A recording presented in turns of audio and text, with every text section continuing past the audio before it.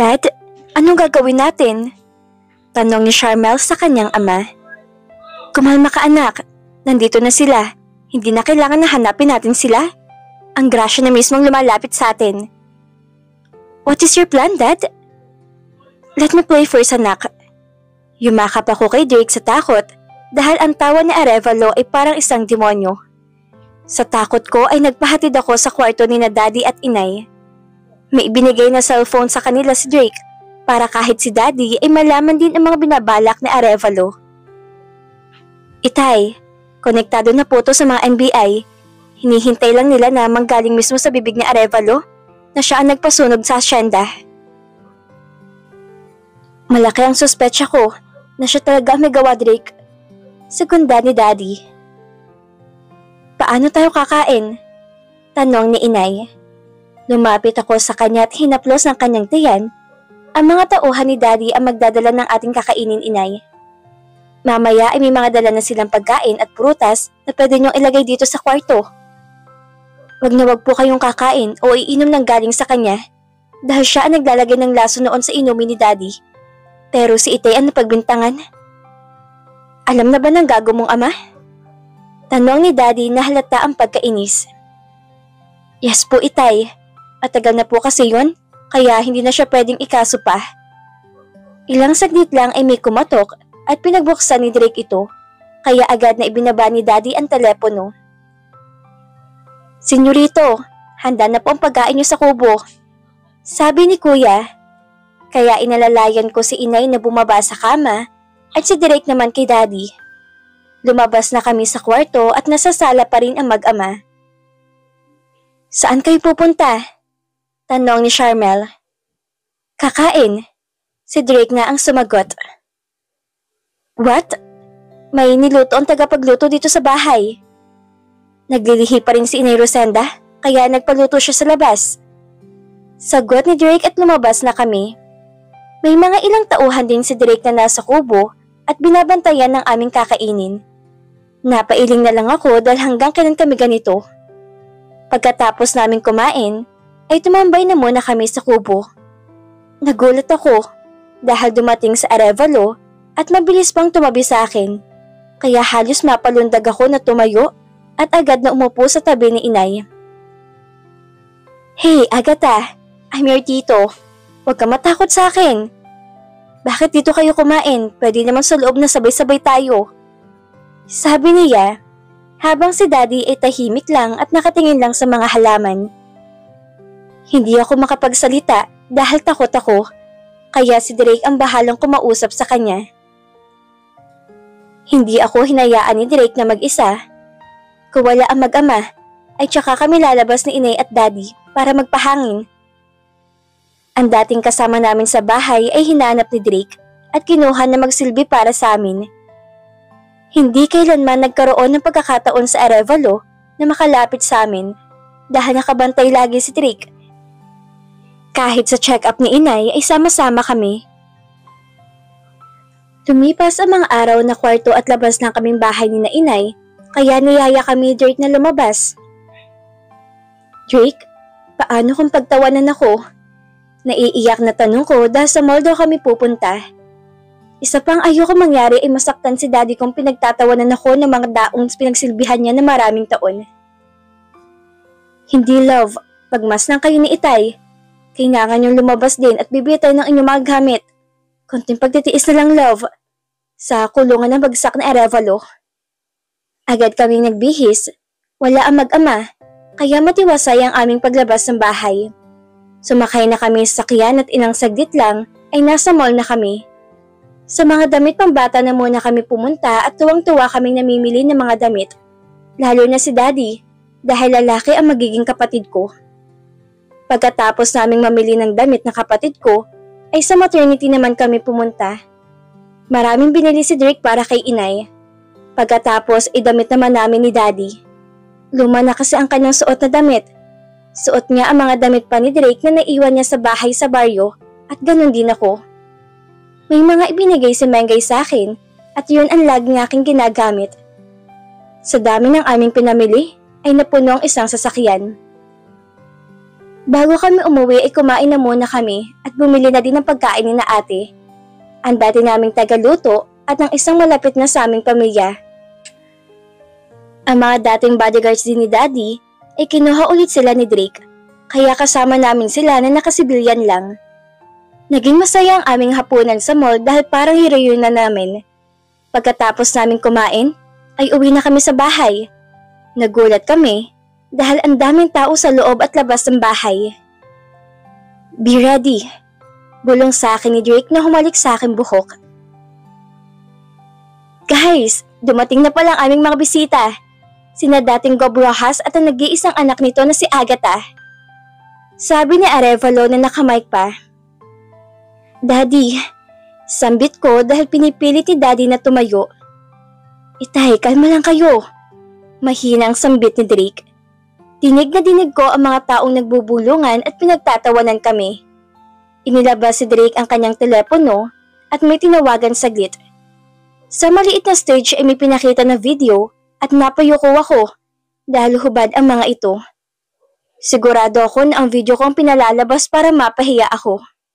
Napatingin ako dahil boses ni Sharmel yon. Nanlaki ang aking mga mata dahil ang Daddy Z na binabanggit ni Sharmel ay ang sarili niya mismong ama. Oh my God! Bulalas sa mga tao at pati kami ni na Daddy ay nagulat. Nagwala si Sharmel at pinagbabato sa screen sa maliliit na stage. Tayo na sa loob, Itay. Bahalan sila dyan? Sabi ni Drake na nakangiti. Tulala kami ni Inay sa aming nakita. Nagkagulo sa labas ng bahay, lalo na at may mga radio announcer pa. Inihatid namin sina Inay sa kanilang kwarto at pagkatapos ipumasok na rin kami sa kwarto ni Drake. Drake, may kinalaman ka ba doon? Tanong ko at tumango siya. Paano mo nalaman? Nagtatakang tanong ko na napaupo sa kama. Kay Daddy, siya ang nakatutok talaga sa kanila dahil nasa bahay lang naman siya nagpapalakas. Hindi ba mag-ama sila? Tanong ko na parang nasusuka. Hindi ko alam, love. Si Arevalo lang ang makakasagot niyan at ng kanyang asawa na pinalaya silang dalawa. Ano? Pinalayas? Oo, yan ang kwento ng makasambahay nila kina ate at sinabi naman sa akin. Napahinga na lang ako na malalim dahil anak nga ni Arevalo ay binababoy niya. Paano ng ibang tao? Drake, pwedeng doon na muna tayo kina Inay. Makipagkwentuhan lang saglit. Sige love, pero maligo na muna tayo para diretso tulog na mamaya. Sagot ni Drake at nauna na ako naligo.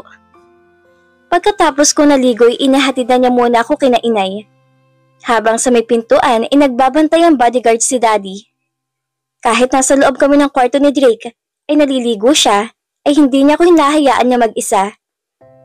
Pagpasok ko ay pinapaliguan ni Inay si Daddy kaya pinanood ko sila kung paano magbiruan kaya napapangiti ako. Anak, tumalikod ka na. At lilinisan ko ng inay mo sa katawan ko. Utos si Daddy kaya natawa na lang akong tumalikod. Nang okay na ang lahat ay ako na nagbihis kay Daddy. Malaking pasasalamat namin kay Drake dahil naipagpatuloy ang therapy ni Daddy kaya ngayon ay nakakatayo na siya. Mabilis kong binihisan ni Daddy habang naliligo si Inay. Pagkatapos ay siya na mismo ang sumakay sa wheelchair niya at dinala ko na siya sa kanilang kama. Tumabi na rin ako at yumakap sa aking ama. Daddy, hindi ba naging kaibigan mo sa Arevalo? Paano niya naatim na baboyin ng kanyang anak? Alam mo anak, mga binata pa lang kami malokot spoiled niya sa Arevalo. Ang inay mo bata pa noon ay nagawa niyang bastusin. Hindi ba sinabi ko na siya noon na pati ang mami mo ay kursunada niya? Pero sa akin nahulog ang mami mo at nilagawan niya ako. Hanggang sa napikot. Napapaisip tuloy ako anak kung anak nga niya si Sharmel. Pero magkasunod lang ang panganak na mami at asawa niya. Sabi ni Daddy. Paano magkasunod, Dad? Nauna kang ipinanganak at ang masakit ay hindi nakayanan ng mami mo kaya nawala siya. After a week ay nanganak din ang asawa ni Arevalo. Mabuti nga't hindi kami nagpang-abot sa hospital dahil mainit pa rin ang dugo ko sa kanya. Nagpadala pa rin ng bulaklak sa libing ng mami mo. Nawala ng aking kaba dahil gaya ng mga napapanood, baka nagpalit kami ni Charmel. Buti na lang pala at nauna akong ipanganak at wala na kami sa hospital dahil ilibing ni mami. Isa pa, kamukhang kamukha ko si Daddy, kaya imposible na nagpalit kami. Natapos na rin na naligo si Inay at dumating na rin si Drake. Pati din siya ay nahiga rin sa kama. Napag-usapan pa rin namin ang tungkol kina Charmel at Arevalo hanggang sa napuntang usapan namin sa totoong ina ni Drake. Inay, mabait ba yung ina ko? Tanong ni Drake. Mabait sa taong mabait, pero salbahe sa taong salbahe din. Palaban ng iyong ina Drake. Noong pinuntahan niya si Santiago sa bahay niya sa Manila, ay nakulong pa siya dahil nang gulo siya doon. Si Arevalo nagpakulong sa kanya. What? Oo, kasi naman ang ina mo, binasag at sinira ang lahat ng mamahalin ng sakyan ni Santiago. Hindi ko naman masisi ang ina mo, dahil sabi daw ni Santiago ay hindi siyang ama ng dinadala niya at pinagtabuyan siya. Bakit hindi alam ni Daddy ni Inay? Dahil siya man inagulat na may anak siya. Kung hindi pa niya nakita ang aming DNA, ay hindi siya maniniwala na magkaanak talaga siya. Yan ang hindi ko alam, anak. Baka sa Arevalo lang ang nagpalaya sa ina mo. Hanggang ngayon ay palaisipan pa rin sa akin ng mga lalaking gusto ko yung patayin na mag-ina. Barumbada man ang inay mo, pero wala siyang kaaway na aabot na patayin kayo. Paano na ilibing ang inay ko, Nay? Yan ang hindi ko na alam, anak. Naghihingalo na noon ang inay mo nang madatan namin sa kwarto niya. Pinatakas niya ako, kaya dali-dali naman akong sumakay ng taxi at sinama na kita sa probinsya. Gusto ko din sana na sabihin sa'yo noon na si Santiago ang ama mo, lalo na't kamukha mo siya. Pero hindi ko alam kung paano ko siya kontakin. Tapos nang bumalik ako dito sa hasyenda, nabalitaan kong patay na talaga ang nanay mo. Kaya mas pinili ko na manahimik na lang at baka malaman ng mga gustong pumatay sa'yo at balikan ka pa. Isa pa, anak, ayoko malayo ka sa akin. Mahabang kwento ni Inay at hindi ko na malaya na nakatulog na pala ako. Drake's POV. Naintindihan ko si Agatha kung bakit niya ako pinigilan. May trauma pa rin siya sa mga sunod-sunod na nangyari sa kanya. Sobrang nirerespeto ko siya noon, lalo na ngayon, kaya maghihintay ako kung kailan siya handa. Habang tumagal kami sa bahay, ay mas marami na kaming nalalaman. Konting pagtitiis na lang, lalo na si Daddy na nakatutok lang sa panonood. Sa pag-uwi namin sa bahay ay handa na ako sa gagawin na mag-ama. Dati binalaan na ako ni Daddy, kaya inilabas ko sila kanina. Nagulat din ako sa aking nakita. I thought, ibang lalaki ang kasama ni Charmel. Nakakasuka sila mag-ama. Mahimbing na ang tulog ni Agatha sa kama ni Naitay. Para itong bata na nakayakap sa kanyang ama. Sige Nay, Tay, knock-out na si Agatha. Natatawang sambit ko at dahan-dahan ko na siyang binuhat. Paglabas namin ay nasa sala ang mag-ama at umiiyak si Charmel. Tiningnan ko lang sila at pinasok ko na sa kwarto si Agatha. Pagpahiga ko sa kanya ay may kumatok, kaya binuksan ko at si Charmel ang nasa pintuan. Drake, magpapaliwanag ako. Sabi niya na humihikbi. Hindi na kailangan, Charmel. Buhay niyo yan at wala akong pakaalam. Pwedeng mag-usap tayo sa sala? Tanong niya at umiling ako. Hindi ko kailanman iiwan si Agatha na mag-isa sa kwarto. Konting pagkakamali ko lang, baka mapahamak siya. Jake, walang nangyari sa amin ni Daddy. Lasing lang kami noon at hindi namin alam ang aming ginagawa. Umiiyak na sabi niya. Gaya ng sabi ko, Charmel, wala akong pakaalam sa inyo. Mahinang sabi ko dahil baka magising ang maganda kong senyorita. Kailangan ko na matulog, Charmel. Good night. Sabi ko at isinarado ko na ang pintuan. Sigurado ako na pagpepestahan sila ng mga tao bukas.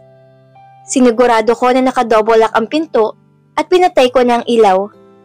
Tumabi na ako kay Agatha at mahigpit siyang niyakap. Kinabukasan, inilabas ko ulit sila. Saan tayo pupunta, Drake? Tanong ni Inay.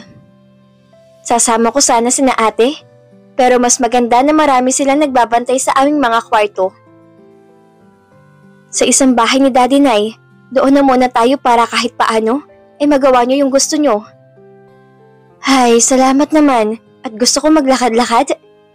Napangiti ako sa sinabi ni Inay. Love, bakit ang tahimik mo? Narinig ko kayo ni Sharmel kagabi. So, ibig sabihin tunay niyang ama si Arevalo? Sabi ni Agatha at tumango ako. Ang baboy nila? Sambit nito at yumakap kay Itay. Pagdating namin sa bahay, ay sinalubong niya kami ng mga nagbabantay sa bahay. Marami silang inihandang pagkain na agad na inilantakan ni Inay. Mahal, dahan-dahan, baka mabulunan ka. Natatawang saway ni Itay. Malayo naman kami kay Arevalo, kaya hinayaan ko lang silang maglibot-libot. Tinawagan ko naman si Daddy para kamustahin siya. Kamusta, Dad?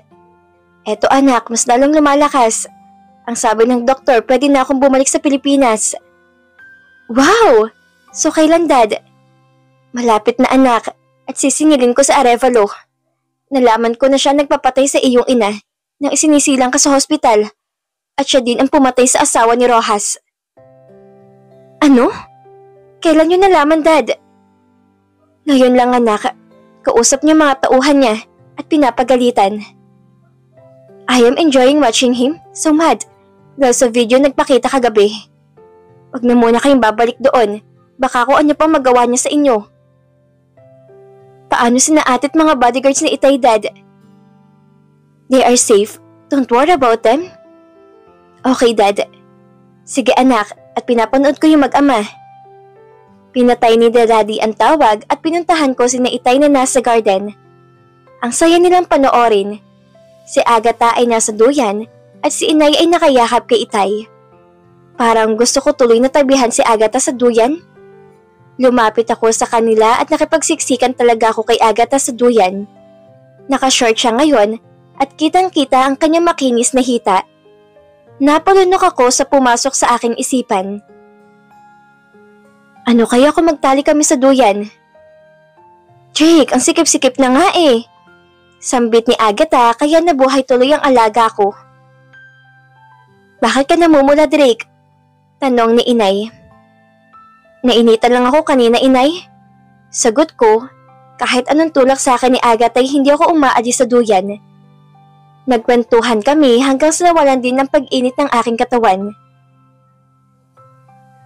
Senyorito Drake, may bisita ka. Hinahanap si Agatha. Sabi nagbabantay sa bahay. Halos sabay kaming umalis sa duyan ni Agatha. Sino yun? At paano niya nalaman na nandito si Agatha?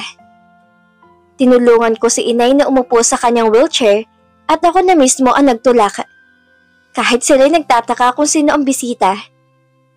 Nang pumasok kami sa bahay ay nakasuot ito ng army na uniforme ang daddy ni Enzo.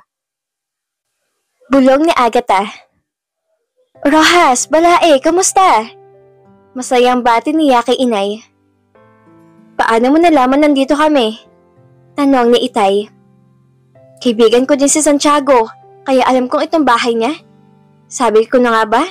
Nung una ko nakita si Derek parang nakikita ko sa kanyang ama. Nagbaka sakali lang ako nandito nga kayo. Bakit niyo ako hinahanap dito? Sabat ni Agatha. Anak, nagkamali ng anak ko at hinahanap ka. Hindi naman nagbunga nangyari sa inyo. Gusto namin na maikasal kayo. Nagulat ako sa aking narinig at hinawakan ng kamay ni Agatha. Please no. Mahinang sambit ko. Tito, sandali lang po. Pag-usap lang kami saglit ni Drake. O sige anak, at pag-usapan namin ng daddy mo ang kasal nyo. Naiiyak akong hinala ni Agatha ang aking kamay at nang nakalayo na kami ikinausap niya ako. Drake, Please, hayaan mo ako. May nangyari na sa amin ni Enzo at kailangan ko magpakasal sa kanya. Agatha, alam mo naman na mahal kita. Kahit may nangyari sa inyo ni Enzo, wala nagbago sa pagmamahal ko sa'yo. Sabi ko na patuloy na pagtulong aking luha. Hindi ko kaya na maikasal si Agatha kay Enzo. Umiiyak na rin siya. Drake, I'm sorry, pero buo ng desisyon ko. Sabi niya na niyakap ako na umiiyak kaming pareho. Maraming salamat sa lahat, sabi ni Agatha at kumala siya sa akin. Agatha, please, mahal na mahal kita. Sambit ko na lumuhod sa kanyang harapan. Mas maraming babae na babagay sa iyo, Drake. Makakalimutan mo din ako. Sabi niya na tumalikod na at lumakad papunta sa ama ni Enzo. Nakaluhod pa rin ako at patuloy na umiiyak. Nang makita ko na paalis sila ay mabilis akong tumayo at humabol. Agatha! Malakas sa sigaw ko pero hindi niya ako nilingon pa. Durog na durog ang puso kong iniwan si Drake. Sobrang sakit pero mas gugustuhin kong maikasal na lang kay Enzo. Natatakot ako na darating ang araw na isusumbat niya sa akin na hindi siyang nakauna sa akin. Kaibigan ko sa Enzo at siya ang nasa tabi ko nang bigla niya akong iniiwan. Sigurado ako na hindi niya ako papalapitin pa kailanman kay Enzo.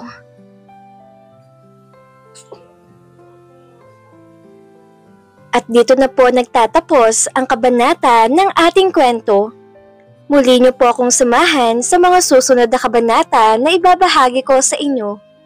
Maraming salamat po at ingat po tayong lahat.